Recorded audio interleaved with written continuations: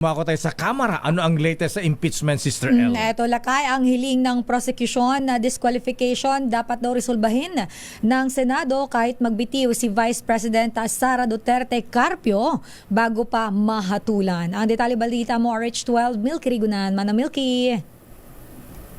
Sister El at Lakay, kung sakaling magbitiw si Vice President Sara Duterte Carpio bago pa man mahatulan sa impeachment trial, dapat resolbahin pa rin ng Senate Impeachment Court ang hiling ng prosecution na siya ay patawan ng perpetual disqualification sa paghawak ng posisyon sa gobyerno.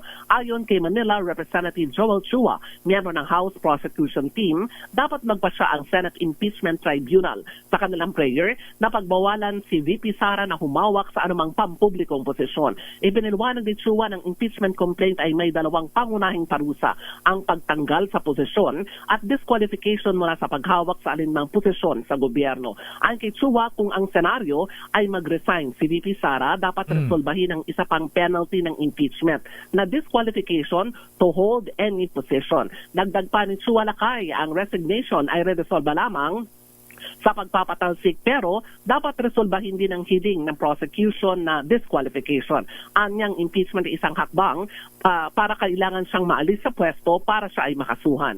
Sa panig naman ni Tingog, Party List Representative Jude Asidre, ang Senado ay may constitutional mandate na ituloy ang paglilitis kahit pa umabot sa pagre-resign ng vice-presidente. Ako si Milky. Pero manang Milky, ha? Milky, yes, merong dalawang school of thought dyan sa isyong yan. Pagka nag-resign ang Vice President Sara, before pa na masimulan ang impeachment trial, absuelto na siya. Kung halimbawa, siyempre pagka na-convict, guilty, perpetual disqualification to hold public office. Kung magre-resign daw siya, hindi maho-convict at pwedeng tumakbo pa sa susunod na eleksyon. Ang tanong dito, Manang Milky, sabi nila ituloy pa rin yung trial. Kasi may mga karanasan na tayo dyan. Naalala mo si Mercedita Gutierrez. Di ba? Inimpeach din siya pero bago pa masimula yung impeachment trial, nag-resign. Hindi na itinuloy ang makaso laban sa kanya. Paano yung mga ganyang issue? At Sister El, totoo yan, Sister El at Lakay, ito yung nakikitang senaryo nga ng prosecution team. Kaya ang prayer nila, ang tawag doon prayer, yung hiling nila sa Senado naman, sisilbing impeachment court, ay resolbahin yung dalawang issue. Una, patalsikin siya, which is via impeachment. At pangalawa, ay magdesisyon doon sa kanilang prayer na i-disqualify sa perpetual disqualification, Lakay, Sister El. Ibig sabihin, hindi na siya makakatakbo sa anumang posisyon sa gobyerno kahit na daw sa level ng barangay, Lakay. Kasi nga yun ang nakikita nila na baka daw magbitiw sa pwesto para hindi na siya ma-convict or ma-disqualify.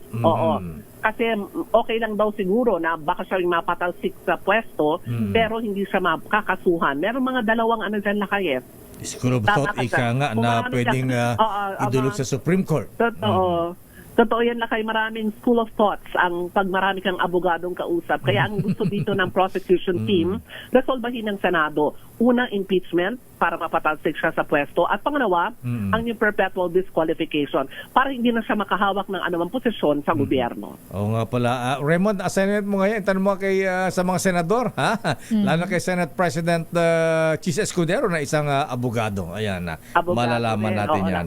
Okay. Maraming salamat. Pero narinig ko kasi, Lakay, dagdag ko lang, Lakay at Sister Ella, narinig ko sa panig naman ng Senado kasi na sila ay tatayong impeachment court. Kaya pagdating sa usapin ni VP Sara, ayaw na muna nilang mag-comment hanggang sila ay makonvene bilang isang impeachment court. Narinig ko rin si Senator SP Chis. Sabi niya kung hindi rin sisipot ang Presidente, Vice President sa hearing, okay lang. Karapatan niya yan, sabi niya.